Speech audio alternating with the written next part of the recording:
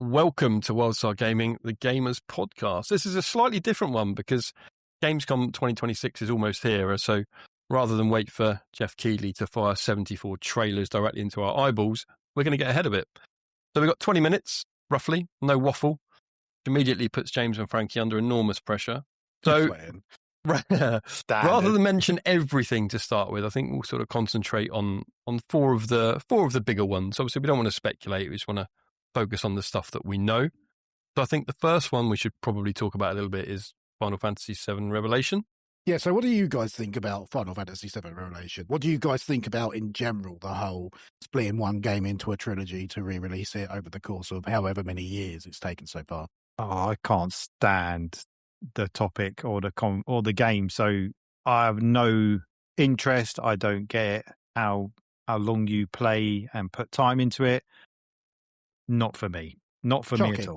Shocking, Frankie. That's truly shocking. At all. I mean, have you actually played it? No, I've got no interest. Even when I watch you lot play it, no interest at all. I have no idea.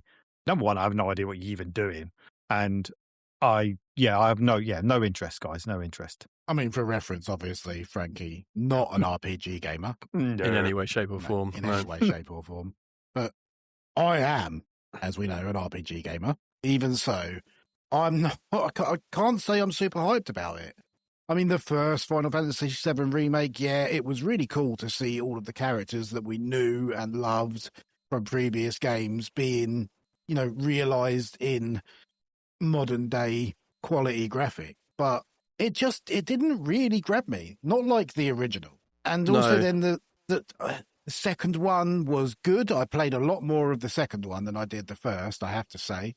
The thing that really sort of put me off the second one was the overabundance of ridiculous mini games, which, yeah, they were there. They were present in the first one too, in the original. But they had an opportunity to change that, and they had an opportunity to sort of revamp it in such a way that it wasn't quite so focused on all of that, and it got a little bit much, quite frankly. Plus, the combat system is fine, but if they'd have just remade Final Fantasy VII with the same turn-based combat system that was in it before, with better graphics, I think I would have enjoyed it a lot more. Yeah, I think the whole thing around it kind of feeds nicely into one of our main podcast episodes, because for me, I mean, we know that Final Fantasy VII was one of the most important games of my childhood. I think the fact that they have felt the need to turn a remake into a remake trilogy kind of speaks volumes. Did it need a trilogy? Absolutely not. Just, if you're going to do a remake, do one and do it well. There was only one original, so we don't need three. I mean, the original was a huge game. Like, in terms of the size of the game itself, was a massive. Maybe they could have turned it into two games, like a part one and a part two. There was definitely no need for a part three. And you only need to look at how bloated the first remake was. Like, there was so much unnecessary faff. Yeah, just packing it out. Yeah, they packed it out to sort of pad it. And I think the first two, like 1 and 2, could have just been one game easily. I agree. But saying that, I mean, we haven't seen exactly what they're doing with it. I've heard rumors, about the open world being expanded and there being a lot more to it. So I guess we'll see. Yeah, it could turn out to be the best one in the series. Hopefully they'll stick the landing. The next one, I think,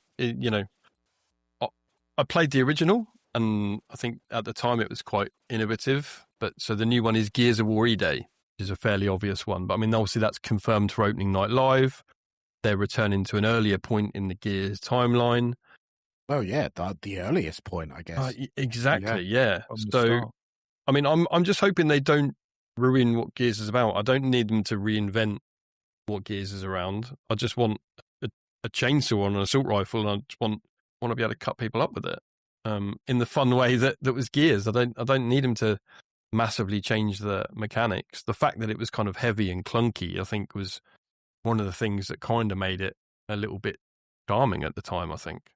I wouldn't mind if they streamlined a little bit of the clunkiness from, say, the original Gears, because, I mean, that was really, really... The original one was massively, yeah. Gears of War, for me, was one of those games that it was at its best when you could just get a few mates together and go through the campaign. Yeah, the co-op was where it shone, for sure.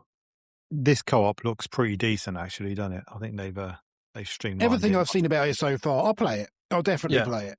Yeah, it looks promising. It looks like I think we might have a few nights of fun on that game.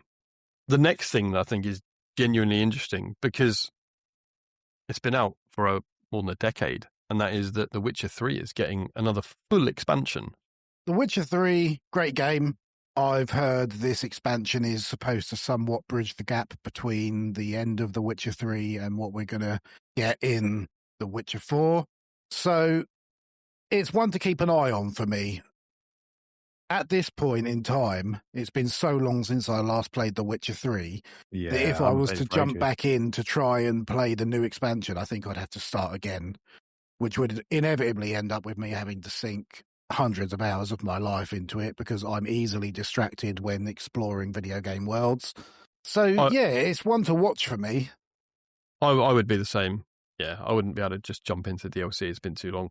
My immediate concern is that is them releasing this DLC, like, is that great fan service? It's a weird, massive chunk of time in between. Yeah, is it just keeping it just fresh before the new one comes out? Yeah, or is it just that CD Projekt can't let Geralt retire, which to me is a bit of a red flag in itself, because I think we're transitioning do we want to Ciri. Geralt to retire? No, 100% we don't. No, not for me. That for me is probably why I won't play Witcher 4, but there we go. So I think Frankie made a good point, like, are they just releasing this now to keep The Witcher 3 fresh in everyone's mind? Because it's obviously been a long time since we saw anything concrete about The Witcher 4. It might not even be the best DLC either. It might just be just something very small absolutely. to keep it going. Yeah, just to keep. But conversely also, is this a sign that we might see something more from The Witcher 4 soon? Is it sort of like, here you go, guys, a new DLC for The Witcher 3, and then they're going to sort of go, and now you can have a little bit more of a look at The Witcher 4?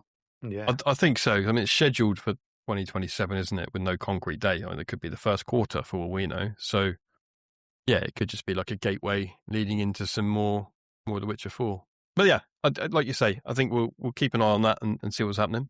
Another one that I'm personally interested in, and I know Frankie has played these games as well, and that's, so the one this year is Metro 2039.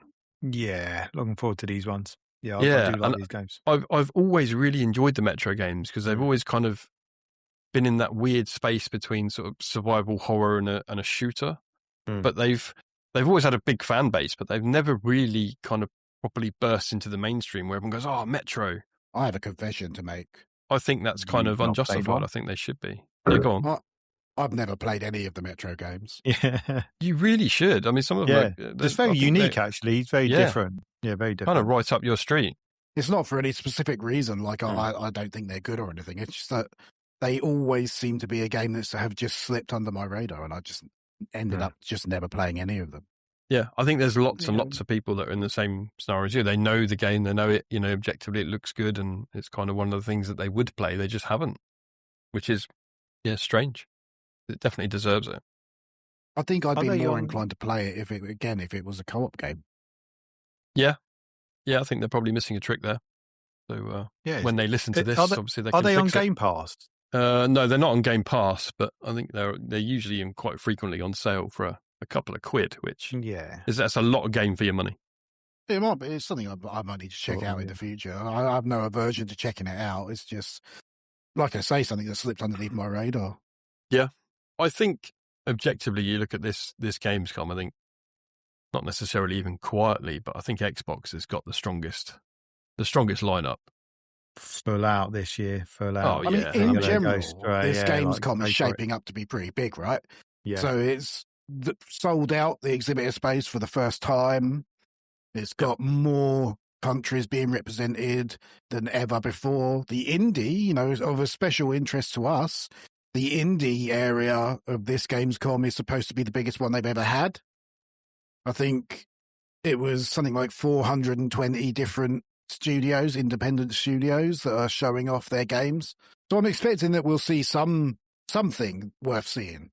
Yeah, I think that there's going to be some cool stuff. It's always these days difficult to get too hyped around these video games conferences. I mean, you they promised the world. There's so many leaks and things now that most of the stuff that's shown you already know about beforehand. So it's really when they blindside you with something completely unexpected is when the hype sort of can set in. But then I think we're all the same now, that we're very cautious around letting ourselves get hyped for anything game related or any game, because we know how frequently those games end up getting cancelled. Yeah, exactly. Yeah, they can talk about it tomorrow, and then by the end of tomorrow, they could be gone, and everything could be closed down, and it doesn't exist anymore. Yeah, unfortunately, yeah. I mean, there are some big games on Xbox's lineup.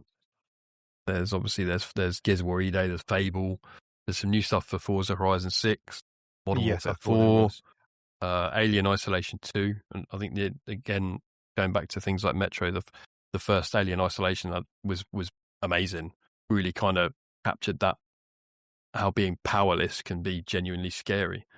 Will they have a bit more about the new Tomb Raider game? Do we know if there's a little bit more about that?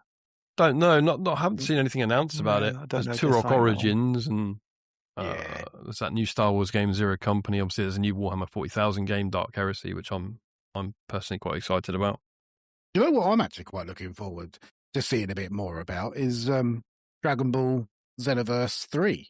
Yeah. It's something that I didn't realise they were even making until I saw something the other day about it, and apparently there's more to come at Gamescom about it. And I mean, I quite enjoyed those games. It was one of those things where they took me by surprise, and I enjoyed them a lot more than I thought I would. So I'm kind of interested in seeing more about that.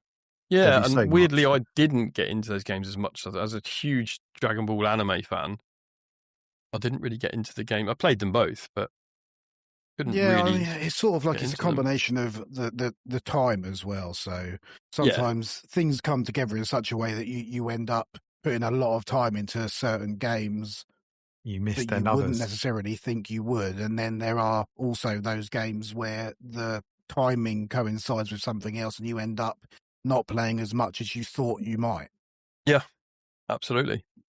So in terms of a wild card, James, have you got something that you'd like to be announced that has not been confirmed? I mean, we've heard rumours, right? So we've all heard rumours that there's going to be a sequel announced from a Microsoft-owned IP being developed by a third-party studio. And deep in my heart, I would hope that it is Lost Odyssey 2, because Lost Odyssey was a game for me that was one of the best sort of JRPG-style games I've played. So I think if they announce Lost Odyssey 2, that would be a real plus for me. I would love it if you're correct. I don't think you will be. No, I'm not expecting that, but it would be nice. I genuinely think it's going to be something not as surprising as that. I think we kind of have our. Let's hope I'm wrong. Frankie, what would yours be? Well, for me, Gears Tactics 2. I would have loved that, but that's just a no go. Did you actually enjoy the first one? Oh, I loved it. Yeah, honest to God, played it many times, and I don't think it was necessarily bad. It didn't. It wasn't something I played a lot of. But I mean, you are more of a strategy and tactics gamer anyway. So and Rise, I would like Rise, Son of Rome 2. That would be amazing. That would be fantastic. Yeah, but again, we're not going to get that. So. No, I doubt it's going to be something that we don't want. I don't think we're going to be that surprised, and I also Yeah. think maybe we'll end up a little disappointed. I hope I'm wrong, but yeah. Obviously, mine will be Destiny 3. We want D3. Are we going to say what we think it's going to be? That's the biggest long shot. They should be announcing that. I mean, they won't. For one thing, they won't, because I don't think Sony has any presence there at all this year, as per usual. It's not a Microsoft-owned IP anymore. Because they're running around with Band-Aids trying to stop all the money falling out of Marathon's bottom. Should we kind of guess of what it's going to be? Should we say it so if we're right or wrong? I think it will probably be something like Ori 3. I think it'll be something like Hi-Fi Rush or something. I don't know. But I don't think that's owned by Microsoft now. But something along that lines that's genuinely inconsequential, because I don't remember the last time there was a secret announcement that was actually anything exciting. Yes. No. Honestly, no. This week could be the week. We Yeah. sound so negative, don't we? We I mean, do. But it's true, isn't it? We're just, Yeah, and what you've got to remember is the amount of time we've been gaming and the amount of these video games conferences that we've sat through only to be disappointed at the end. It's difficult to get hyped anymore about them. I mean, I miss E3. E3 was always the one that you looked forward to, the one that you stayed up late for especially, and it always was the one that had the best announcements. Now, E3 is dead. Gamescom is now the biggest one, but it's I was going to say, I mean, does that now make Gamescom a lot more important than it used to be? I mean, it's now. I think it's made Gamescom the so. biggest video games conference in the world, right? If I'm not wrong, I believe so. I think so. I mean, this year you've got Xbox, Nintendo, Sega, Bandai Namco, EA, Ubisoft, Capcom, and loads of others. The thing about E3 was it was everybody. Even Sony was normally there. Nintendo had a bigger presence. You had Microsoft that were always there. And it was always who had the best E3 conference. And now everyone's sort of split up. And Sony do their own thing with their state of plays and their Sony conferences that they do. And it just doesn't generate the same level as hype as it used to. No. But I mean, realistically, this is exactly the sort of event that next year WildStar will be walking around. Yeah. Yep. Oh, yeah, definitely. Yeah. If everything goes according to plan, we will be there next year. Unfortunately, we couldn't be there this year. I would have loved it if we could have been there this year, but it was just something we couldn't do.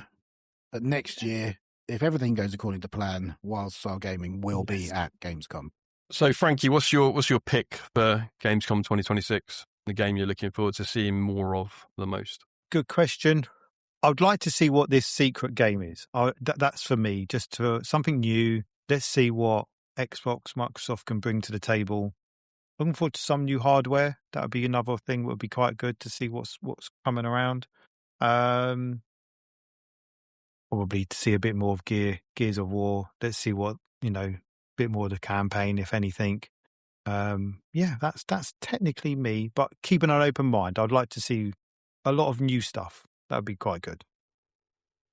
Okay. Same question as you, James. What are you looking forward to the most? I have this sinking feeling surrounding the whole thing, but Fable. I want to see more of Fable. I love Fable as a series of games. And really, I just want to see whether I think it's actually going to shape up to be any good, because I'm really hoping that it does. But like I say, I have this weird sinking feeling surrounding the whole thing. No, I think this is going to be a good one, mate. I think they'll nail this one. I really hope you're right. I think they'll so nail it. For me, it would be that. Like I said, Dragon Ball Xenoverse 3 would be one I'd be interested in seeing a bit more about. The Witcher new expansion, I'd like to have more detail around.